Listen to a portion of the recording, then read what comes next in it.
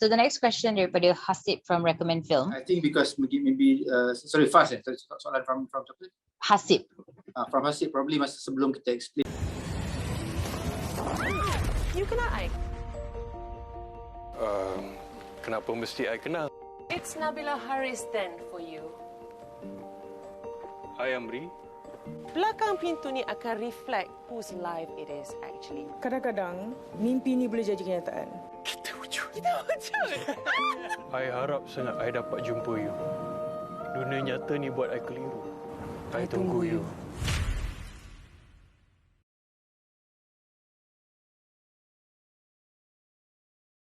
From Hasib, probably masa sebelum kita explain the character. I don't know, I hope lebih jelas sekarang what the story is about.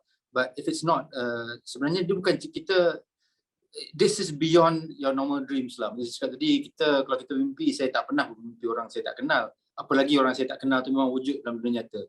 So, tetapi penceritaan ni, you elevating the concept of dreams. You know, how it can actually be something more weird than just mainan tidur. It can give you answers, can give you more questions, you know, about yourself. So banyak benda-benda saya rasa it's just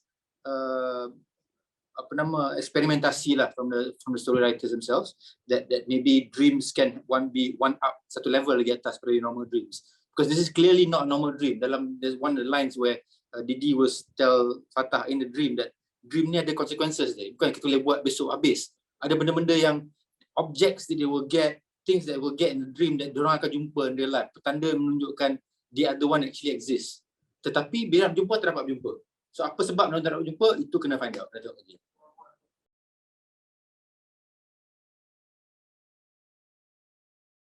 Actually, watak ni memang is totally different dengan watak yang saya bawa sebelum ni. Kalau tengok cerita Special Forces, cerita is totally action movie kan. Tapi yang ni is cerita romantic, and tapi dia ada fiction, dia ada fantasy, and then watak Amry ni pun yang full of emotions, yang turun naik. Dan macam Abang Yus cakap sebenarnya, mungkin saya rasa peminat-peminat saya, orang kat luar sana mungkin diorang nak juga tengok Fattah bawa kelainan watak-watak yang tak pernah keluar daripada kepompong hero stereotype yang bawa watak anak orang kaya, handsome, apa benda itu cool tu semua. So yeah, so this is time lah. Watak Amry ni yang saya bawa memang keluar daripada semua watak-watak stereotype yang pernah saya bawa sebelum ni. And kalau tanya good actors yang saya suka tengok cerita, saya suka tengok Joaquin Phoenix dalam dia punya filem-filem dia bawa. Dia sentiasa ada kelainan, sentiasa driven dengan dia punya karakter. Ya, itu yang saya always macam look up. Yeah. Alright, thank you. So the next question daripada Fast from Utusan. So this one is soalan kepada pelakon. Adakah dalam naskah ini Diana dan Fattah bercinta? Kalau ya, apa perbezaan pembawaan watak romantis dalam naskah ini dengan cerita yang pernah dilakonkan sebelum ini? Fattah, maybe you can kickstart it off. Ya, watak romantik yang ada dalam Ganjil is not like macam nada romantik yang kita tengok kena kahwin paksa, kalau tak kahwin nanti tak boleh dapat apa harta itu semua tu. No, this is a totally different romantik yang kita cuba express dalam this Ganjil kan. Bisa nampak sebab because this ada between two worlds yang antara fantasy and reality yang wujud dalam Ganjil ni, yang menyebabkan Amry rasa Diana ke penonton akan nampak macam Amry rasa Nabila ke she's the one, ataupun mungkin dia akan nampak orang akan nampak Amry dengan Sally. Orang akan fikir macam, penonton akan fikir macam she's the one kan. So in between two worlds yang jump here and there tu, yang akan penonton akan rasa sebenarnya end up Amry ni dengan siapa. So itu yang kena tengok. Belakang pintu ni akan reflect whose life it is actually.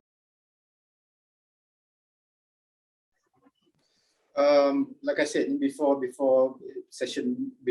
it's really hard to please everyone lah. And whatever I do is always I have to put trust in that project itself and see whether I can do it justice. You know, by the time Ganjil, I was approached, Ganjil's script was already done. and by Viu punya standard, it's not something that boleh tukar-tukar begitu je. So I accepted the job and I tried to cuba sebaik mungkin in how I can actually present it the way it was written, or try to make it slightly better than it was written. But I wouldn't say that ini nama will be the benchmark. I can't say because I don't know what's going to happen. I don't know what other people are doing at the same time. But like I said, I'm not out there to please everyone, because you can't please everyone. Being in the industry for 30 odd years, I realized that you can only be true to yourself by trying to do the best you can and trying to please yourself to begin with. So insyaAllah kalau kerja tu jujur, memang kita buat atas minat berkarya tu, we won't go far lah, we won't astray. We takkan go astray because kita not doing it for any other reasons, money ke apa tak. Memang I did everything for Ganjil. Is like some actors yang I mentioned, I'm going beyond contractual obligations. So I'm just doing the best I can to make Ganjil the best it can be.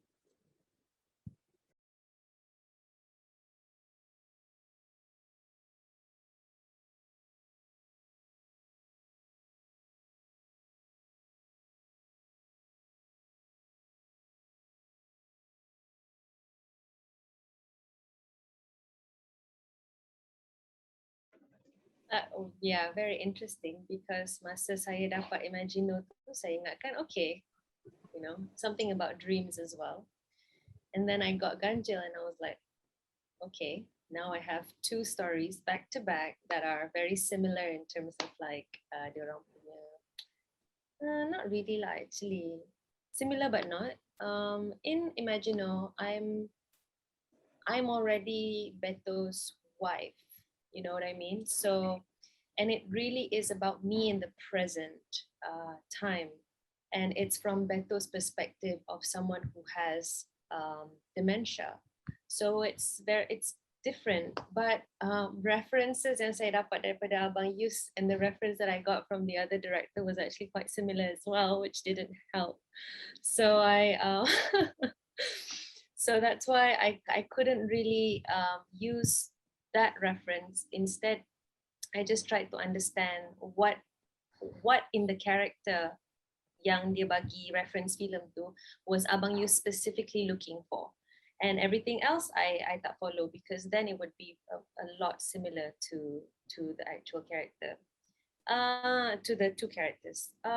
What's interesting though is, to me, Ganjil is true to its dream punya penceritaan, whereas Imagino is more of like a diversion to or like a throwback to the whole life of Beto. So it's not my story. Like in this cerita Ganjil, ini adalah cerita saya, whereas in Imagino saya hanya dapat mainkan watak yang dah berada di dalam memory seseorang yang ada dementia. So it's interesting, and I like how Malaysians now are like addicted to this sort of genre. I find that it's like finally something more not too orang kata simple in terms of its penceritaan, and they can take a more complicated storyline and plot, and they're not going to get very confused. Macam dulu kita bagi plot yang confusing sikit je, you can hear like the viewers going, apa cerita ni pelik sangat ni, aku tak faham. Teruk je. Kan, teruknya. Tapi I guess Korean punya dramas, and then now you have, platforms like Viu that are opening up the Malaysian minds to more interesting plots. So I'm very thankful to be an actor within this time, because we get to see everyone macam curahkan idea yang diorang dah lama tak dapat nak curahkan sebabkan kekangan-kekangan tu. So yeah, it's fun to be an actor right now at this point of time. Happy birthday to you. Selamat hari jadi, Amry. Berapa umur hari ni? 27 dah. 27, Bin. Selamat berjaya. I think we should celebrate. So, apa yang interesting pasal Amry yang orang luar tak tahu? Hari ni tak ada apa-apa pun, jadi simple je. Tolong!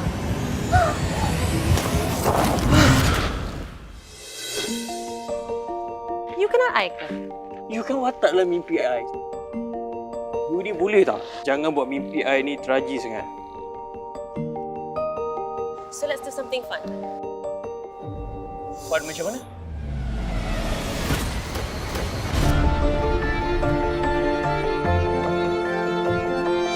I think we should meet.